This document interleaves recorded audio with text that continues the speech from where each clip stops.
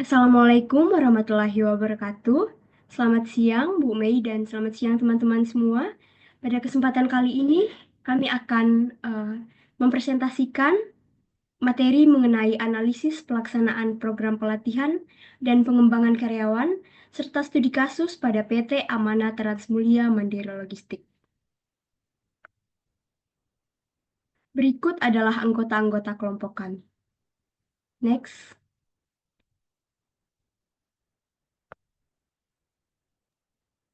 Baik, perkenalkan nama saya Tania Sausan dengan NPM akhir 064. Jadi, saya akan melanjutkan materi. Eh, di sini ada pengertian, pelatihan, dan pengembangan. Jadi, pelatihan dan pengembangan merupakan proses sistematis yang bertujuan untuk meningkatkan keterampilan, pengetahuan, serta sikap kerja karyawan agar dapat menunjang produktivitas dan efektivitas organisasi. Melalui pelatihan, karyawan dapat memperbaiki kompetensinya, sedangkan melalui pengembangan, karyawan dipersiapkan untuk menghadapi tantangan masa depan dalam karirnya.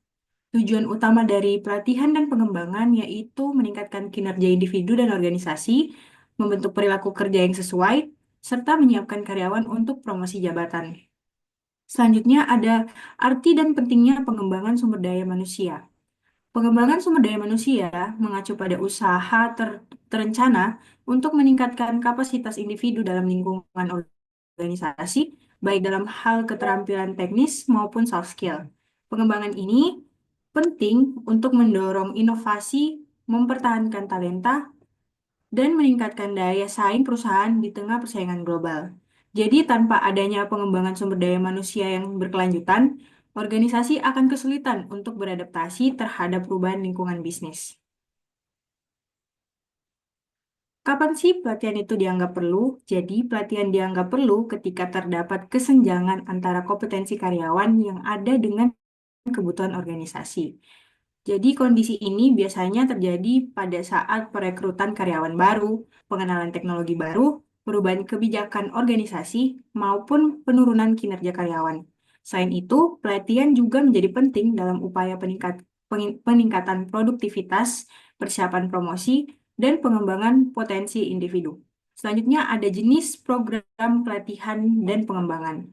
Program pelatihan dan pengembangan dapat dikategorikan ke dalam beberapa jenis seperti pelatihan teknis, pelatihan manajerial, pelatihan soft skill, pengembangan karir, dan pelatihan kepatuhan terhadap regulasi.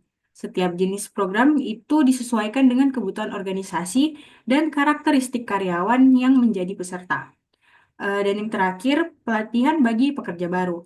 Pelatihan untuk pekerja baru atau orientation training bertujuan untuk memperkenalkan budaya perusahaan, struktur organisasi, tugas-tugas pokok, serta harapan terhadap kinerja mereka. Pelatihan ini membantu karyawan baru untuk lebih cepat beradaptasi dengan lingkungan kerja dan mengurangi tingkat stres akibat ketidakpastian. Dengan orientasi yang efektif, organisasi dapat meningkatkan loyalitas serta produktivitas karyawan sejak awal masa kerja. Baik, selanjutnya akan dilanjutkan oleh rekan saya.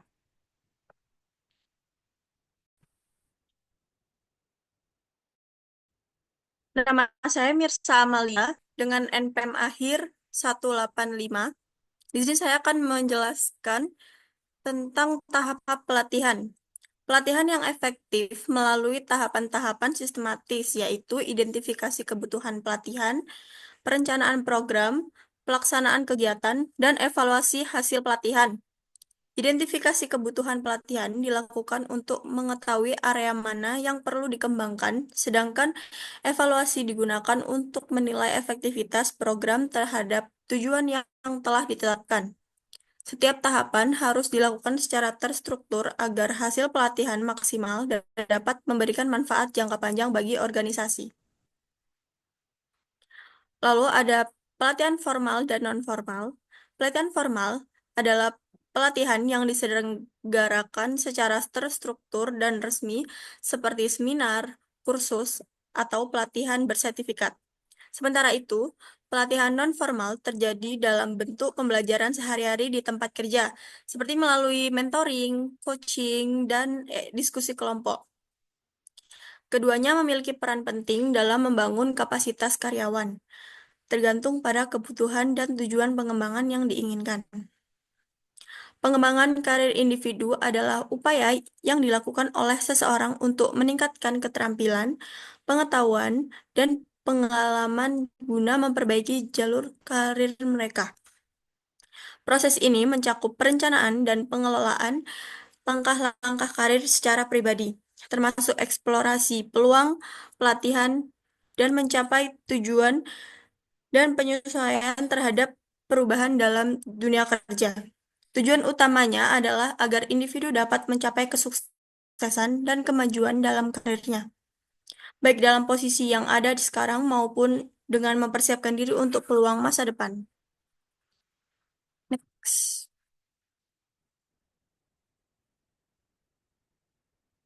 Di sini saya akan menjelaskan pelatihan supervisor, pengembangan tim, dan pengembangan organisasi. Yang pertama, pelatihan supervisor. Proses pembelajaran untuk membekali supervisor dengan keterampilan kepemimpinan, komunikasi, pengelolaan tim, dan pengambilan keputusan agar dapat memimpin bawahannya secara efektif. Yang kedua ada pengembangan tim, yakni upaya sistematis untuk meningkatkan kerjasama, komunikasi, kepercayaan, dan efektivitas antar anggota tim guna mencapai tujuan bersama. Yang ketiga, pengembangan organisasi. Proses perbaikan menyeluruh terhadap struktur, budaya, dan proses kerja dalam organisasi untuk meningkatkan efektivitas, inovasi, dan kemampuan beradaptasi terhadap perubahan. Lalu ada definisi pengembangan karir dan tahapannya. Pengembangan karir adalah proses yang membantu individu merencanakan dan mengelola perjalanan karir mereka dengan tujuan memperluas keterampilan dan pengalaman untuk mencapai kemajuan di masa depan. Adapun tahapan pengembangan karir, yang pertama eksplorasi karir, dengan menemukan minat dan keahlian serta mengeksplorasi berbagai opsi karir. Yang kedua, pengembangan keterampilan, yakni meningkatkan keterampilan yang dibutuhkan untuk sukses dalam jalur karir yang dipilih. Yang ketiga, perencanaan karir. Ini menetapkan tujuan karir jangka pendek dan panjang. Yang keempat, pelaksanaan rencana karir. Yakni mengambil langkah nyata untuk mencapai tujuan karir seperti mencari posisi atau promosi. Yang terakhir, evaluasi dan penyesuaian. Ini mengevaluasi pencapaian dan menyesuaikan jalur karir sesuai kebutuhan.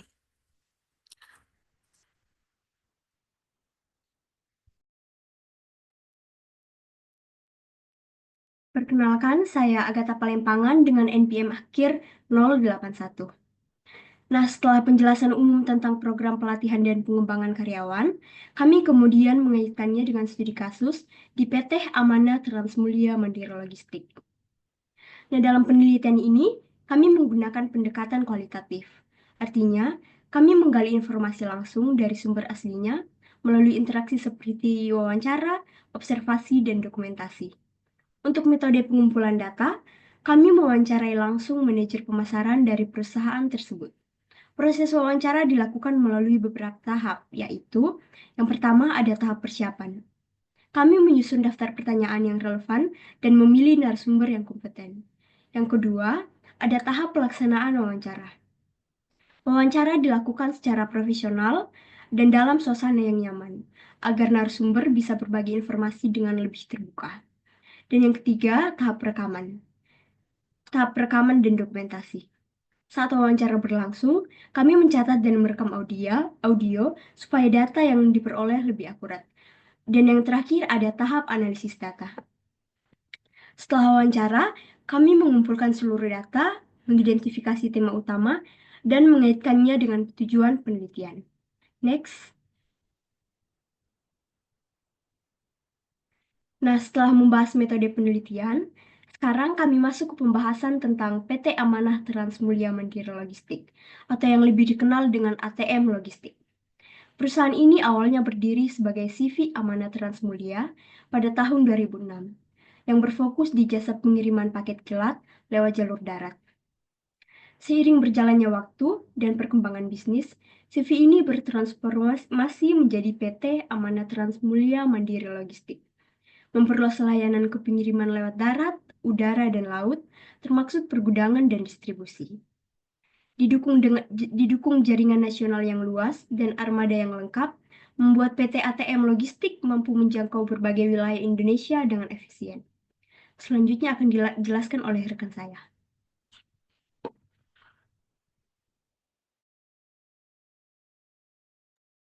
Perkenalkan, nama saya Elsa Naila Khairunisa, NPM terakhir 455. Selanjutnya, saya akan memaparkan materi tentang penerapan pelatihan dan pengembangan pada PT Amanah Transmulia Mandiri Logistik.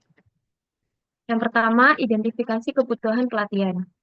Pelatihan ini ditujukan bagi calon karyawan berpengalaman minimal 1 tahun untuk mempersiapkan mereka sebelum wawancara kerja.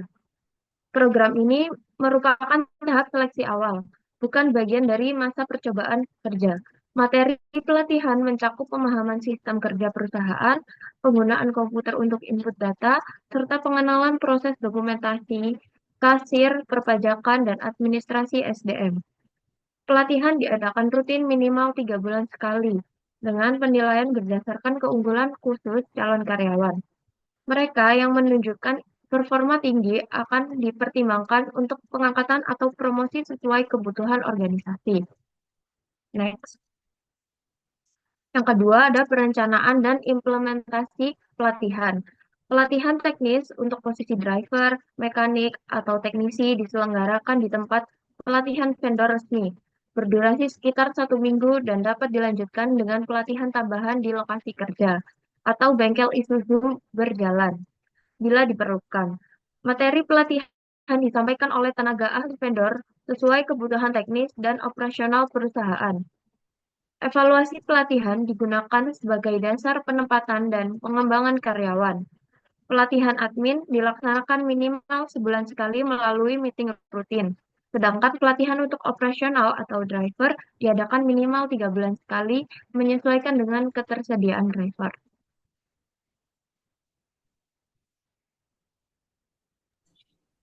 Baik, perkenalkan, nama saya Ken Masuda dengan NPM terakhir 147. Di sini saya akan menjelaskan evaluasi pelatihan pada PT Amanah Transmulia Mandiri Logistik.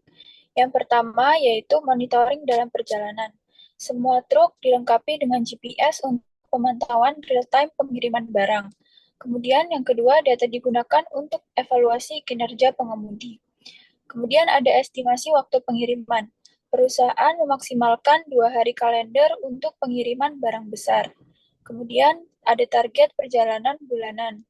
Perusahaan meminimalkan 4 kali perjalanan ke kota Jakarta per bulannya. Dan perusahaan juga menyediakan insentif untuk pengemudi yang mencapai target. Namun, jika pengemudi gagal mencapai target, maka akan diinterview untuk kinerjanya, kemudian akan diberikan surat pelanggaran pertama, serta surat pelanggaran kedua sampai ketiga. Lalu, jika perusahaan masih tetap tidak puas, maka akan di-PHK. Next. Yang kedua yaitu pengembangan karir dan kelanjutan pelatihan. Yang pertama yaitu pelatihan dan briefing rutin mengenai teknik perbaikan ringan, SOP keselamatan, serta evaluasi kendala. Kemudian ada solusi tantangan briefing. Briefing akan dilakukan dengan daring melalui Zoom atau Google Meet. Kemudian ada rekaman sesi dan jadwal yang fleksibel.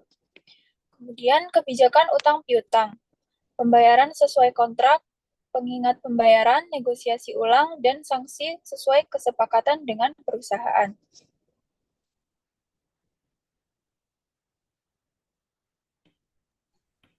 Baik, perkenalkan nama saya Madisa Sikrana dengan NPM terakhir 350. Di sini saya akan menjelaskan penerapan dan pelatihan pengembangan pada PT Amanah Transmulia Mandiri Logistik, tantangan dan solusi. Yang pertama, kondisi operasional. Tim operasional lapangan memiliki kompetisi tinggi sehingga kendala teknis jarang terjadi. Pelatihan diberikan kepada 1-2 perwakilan untuk disampaikan ke seluruh tim. Yang kedua, ada kendala administratif. Kendala utama di bidang administratif meliputi sistem administrasi yang lambat dan masalah utang piutang, seperti keterlambatan pembayaran dan tidak kesesuaian data. Yang ketiga, strategi penanganan. Perusahaan mengadakan rapat internal untuk mengidentifikasi masalah, merancang solusi jangka pendek dan panjang, serta meningkatkan koordinasi antar divisi. Selanjutnya, yang terakhir adalah kesimpulan. Perusahaan telah membangun sistem pelatihan dan pengembangan SDM yang komprehensif dan terstruktur, mulai dari persiapan wawancara hingga pelatihan teknis untuk posisi tertentu. Program ini bertujuan memastikan calon karyawan memenuhi standar kompetensi yang diharapkan. Sistem penilaian yang fokus pada keunggulan individu memungkinkan pemanfaatan potensi karyawan secara optimal sehingga mendorong pengembangan karir mereka. Selain itu, pelatihan teknis melalui vendor resmi memastikan karyawan memperoleh keterampilan praktis yang sesuai dengan kebutuhan operasional perusahaan. Dengan pelatihan rutin, perusahaan dapat menjamin kesiapan karyawan dalam menghadapi tantangan di lingkungan kerja. Sekian presentasi dari kelompok kami. Mohon maaf bila ada salah kata atau perbuatan.